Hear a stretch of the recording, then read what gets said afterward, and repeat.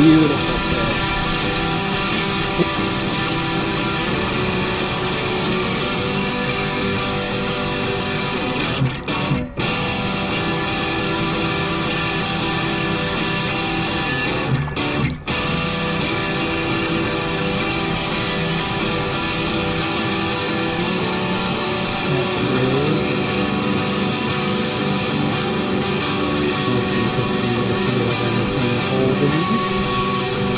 It's extremely clear.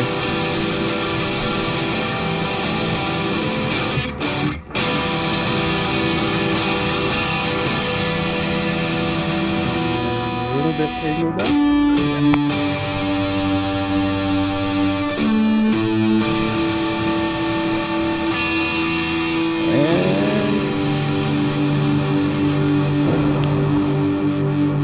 Healthy brown.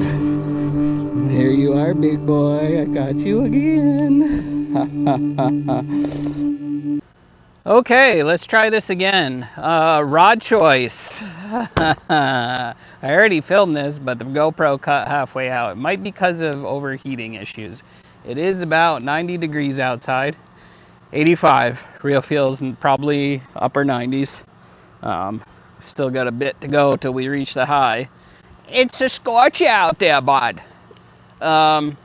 Basically, I wanted to help people make the right rod choice when it comes to BFS. Now, typically, all of your rods are going to be from ultralight.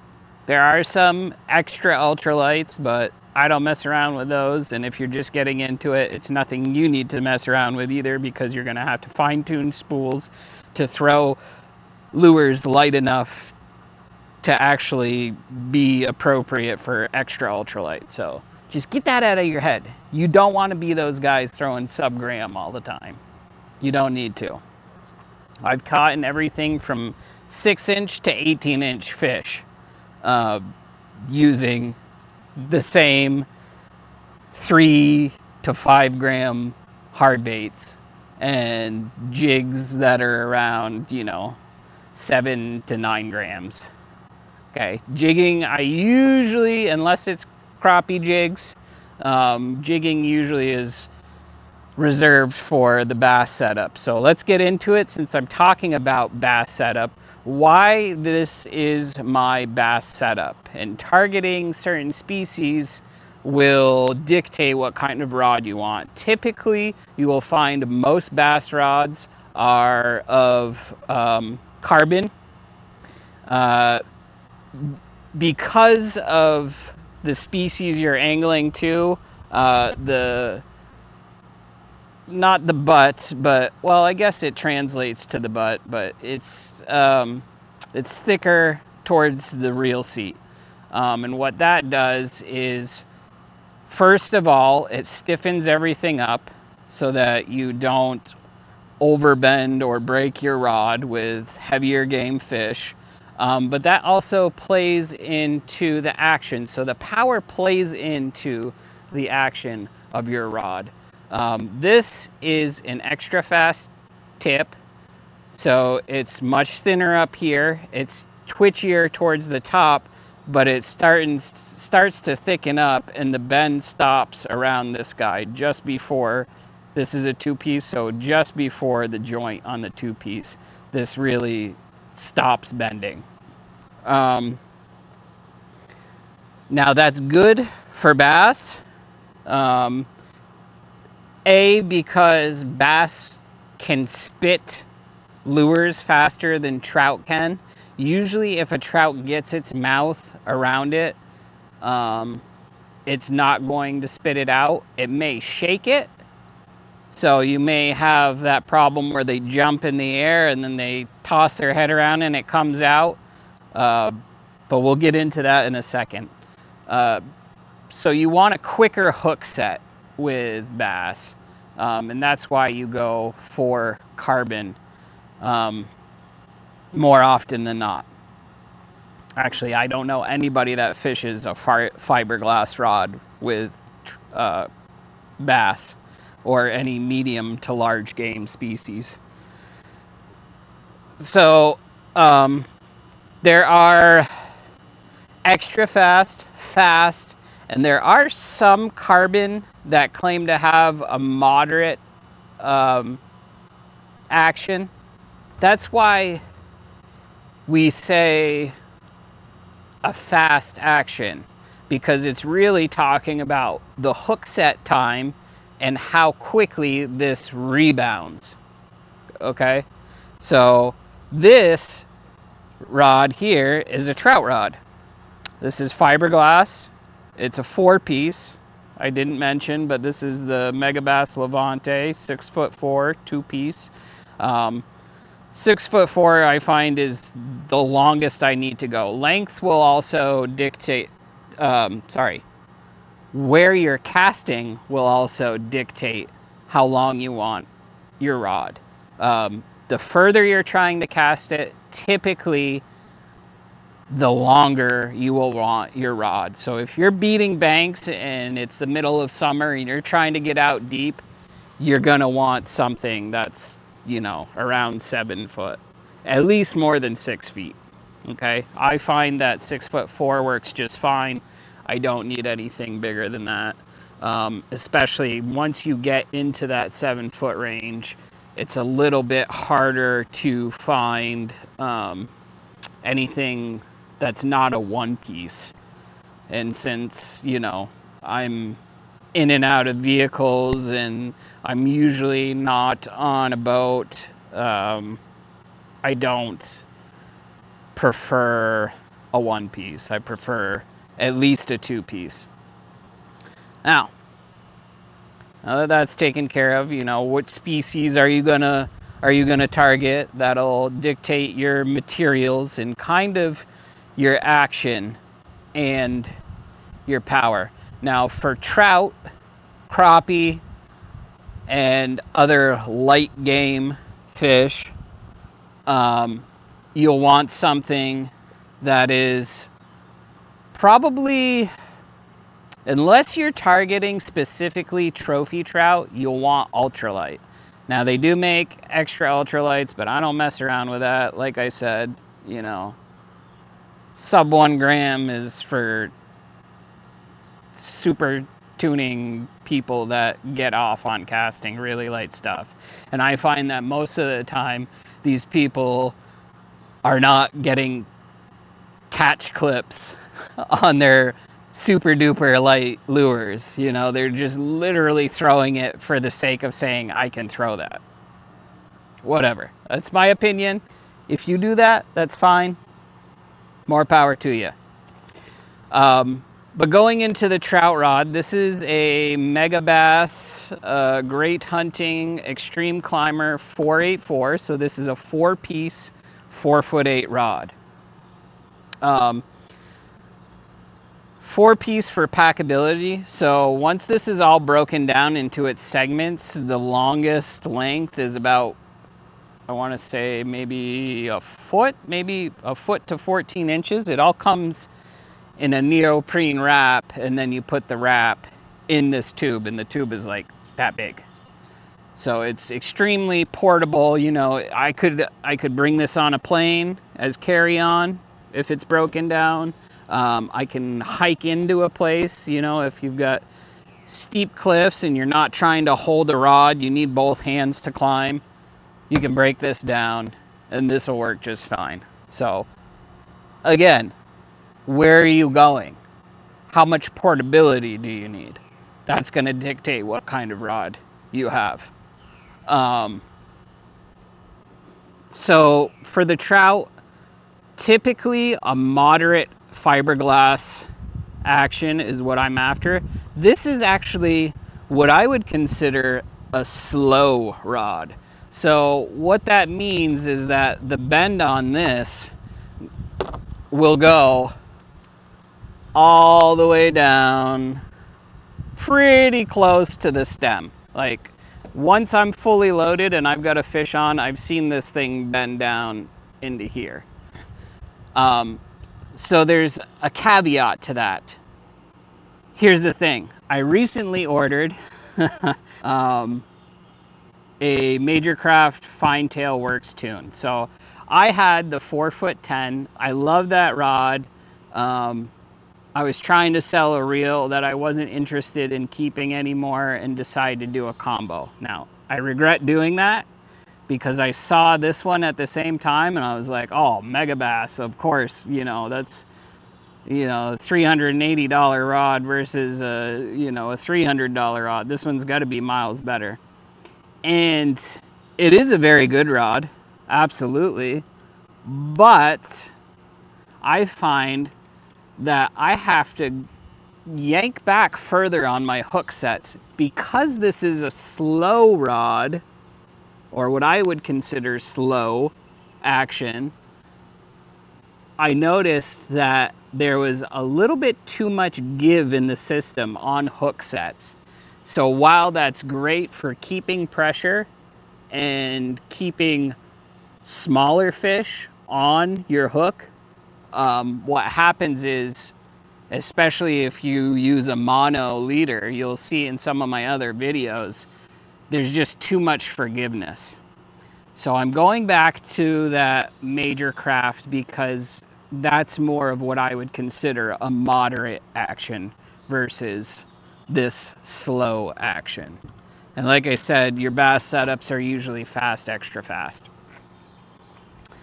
So we've gone over action. Power rating is usually, like I said, with BFS is medium light to ultralight. And again, that'll depend on what species you're targeting. You can get away with having 2 rods if you're doing a wide variety. And you may even be able to get away with 1 rod, but you'll be having to swap out your line. So like I said, I noticed that with a mono leader, there was too much give with this rod. Now, if I had a carbon rod for the trout, which they do make, they're a bit thinner than your bass rods, and they typically are, again, ultralight territory. You can get that kind of cushion with a mono, something that has a little bit of stretch, right? So you either have bend or you have stretch. So theoretically, you could go ultralight carbon rod, like Daiwa's Iridex is a good example. That thing's pretty whippy. It's an ultralight. You could definitely multi-species. If you wanted to get 1 rod, that is what I would recommend doing, is just purchasing different leaders. Or if you wanted to, you could have separate reels spooled with fluoro and mono. But typically I do braid to leader, so I would just be tying on a new leader. I would go fluorocarbon for bass and go mono for light game / trout. So we've gone over action, we've gone over power, we've gone over portability, right?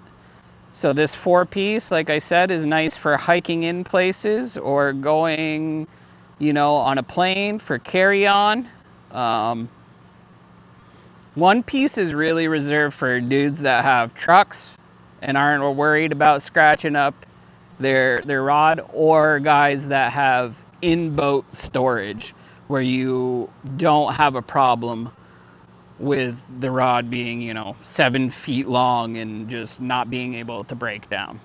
So personally, where I am in life, I will never own a 1-piece. I will always opt for a 2-piece option if it's available. I have yet to find a 1-piece rod that makes me go, oh wow, I'm never going back to 2-piece again. So that's me personally. Again, take everything I'm saying with a grain of salt and know that there's a lot of opinion involved in this, but there's also a lot of fact, right? So as far as your actions and your powers, those are facts. If you're strictly targeting bass, go for a medium light to light. This Levante is rated F2, And I find that this is right in between kind of a medium light and a light. You know, it's got a thicker bottom section than most light rods. Um, and then, you know, trout rods are typically going to be always ultralight. It's hard to find light rods, and usually when you go to trout rods, it's only lure and line rating, and most of the time it's 2 to 6 pound. So it doesn't really tell you what the power is per se. So this is an F2, which Megabass goes down to an F0, which is probably, again, it depends on the line. The Levante, the F2 is like a light, medium light. In other lines, like the Destroyer, they'll go down to an F0. I find that the distance between an F0 and an F2 is much less than an F2 and an F4. So an F4 is like kind of medium, depending on the line, medium heavy. But you'll usually see power ratings on carbon and more bass geared equipment. For trout, they'll go by line rating. So the thinner the line rating is, you can kind of assume whether it's going to be a moderate or slow action, or light or ultralight power. You can't assume you cannot assume moderate or slow action. You can assume power when it comes to the line rating on trout rods. So that's something to pay attention to. Lure ratings are on there for a reason. I find that with rods, ideally, you're going to throw right in the middle. So this trout setup has a lure rating of 1 to 6 grams. So ideally, you're going to be throwing around a 3-gram lure, and that's going to load it perfectly. This one actually says 1 to 4 pound line. So you know that this is an ultralight, because typically it's 2 to 6 pound line for trout. And that's like an ultralight or a moderate. This is more of an extra ultralight and a slow action. But they play into each other, and that's kind of what I'm getting at, is you can't just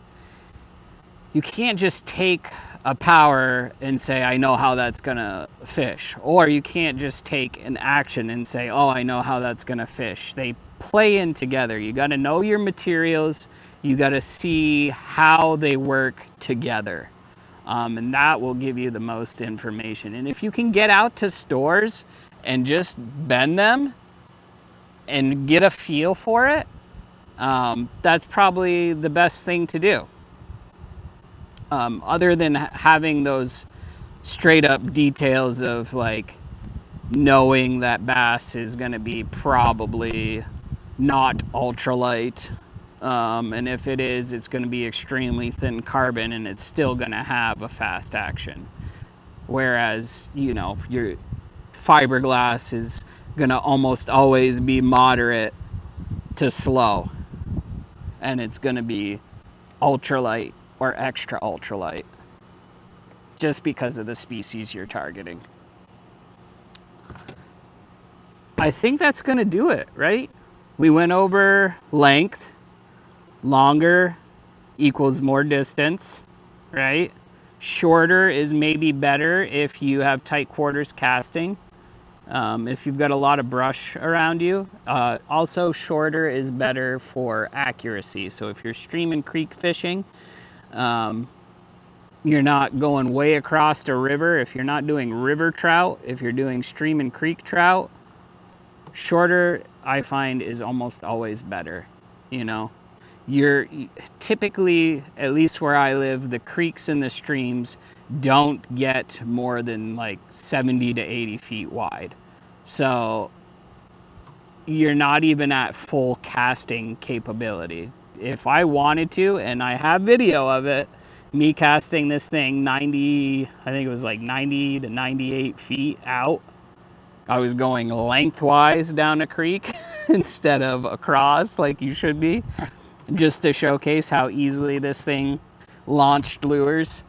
Get that shorter rod just so you can have that accuracy. Typically with trout, you know exactly where you want your lure placement to be, or where you want the current to carry your lure placement. You're still mitigating your distance. Whereas, if you're bank beating and you're casting way out to the depths, you don't really know where the bass are holding, right? And even if you're on a boat, you want to kill that motor, drift in, and you still need that distance because you don't want to scare them off. You're going to need a longer rod. And that's why I've kind of said this is my open water rod, mainly bass. And this is my stream and creek setup, mainly trout. I could catch crappie, I could catch perch, I could catch other things on this setup, smaller fish, but trout are the most fun, so it's a trout rod. Other than that, like the BFS reels, it's universal. It's not like you're gonna find a rod that doesn't seat a reel well. Maybe your angle will differ, but that's not a huge thing. There's really not much else to rods, sometimes you can find slightly larger guides. Like this trout rod has slightly larger guides than this bass rod. Because there's more, they get smaller as they go up, right? So this one is kind of about the size of, I would say, this one here. The rest of these are smaller than this, but they're all micro guides. You're going to be using tiny line anyhow because of the nature of BFS. So yeah, that's where your length and your action and your power all play together, accompanied with where you're fishing and what you're fishing for, and that should help you decide what you want. And like I said, ideally you'll want a trout and a bass setup, or a stream and creek, or an open water setup. Maybe not. Maybe you only do open water. Maybe you don't have streaks and creams, creeks and streams where you are. But in the mountains that I live in, we have highland reservoirs, we have ponds, lakes, we have tons and tons of rivers, creeks, and streams, more so than the lakes and ponds. So that's why I tend to gravitate towards trout fishing. And you'll see this setup more than you will this one. But we're getting into summer, and as I said in my short today, once it gets too hot, trout fishing isn't good unless you can get way up in the mountains towards the colder water, or if you're fishing for dinner, then you can still do trout fishing. But hot weather means low DO, dissolved oxygen in your creeks and streams. It means that the trout are lethargic and they have a potential to get extremely exhausted on a fight. So if you do catch and release, please just be aware that if it's extremely hot out, unless you can get to cold water and have a thermometer and can verify that the temperature is between 40 to 50 degrees, just leave the trout alone. Just go to the open waters, get out deep, because even the bass don't like it when it's too hot. They'll hold at those deeper depths, unless you're doing night fishing. Then they move up shallow. FYI, in case you didn't know, now you do. But yeah, I think that's pretty much it. You know, those are the biggest things to pay attention to. Where you're fishing, what you're fishing for, and what you will need for those species that you're targeting. Again, if you want to fish everything, the best advice I can give you is get a light or ultralight carbon rod and switch your leaders. Trout will require mono, bass and medium to larger game will require fluoro. And you should be able to do whatever you want. So if you found this helpful, give me a like, give me a subscribe. If you want to see more content like this, let me know what you want to see, and I'll do my best to get that to you. But I think for this one, that's going to do it. And I'm just waiting on my major craft replacement to come in so I can get a quicker hook set. Until the next one, toss the tiny stuff, catch the big stuff. A-dubs out!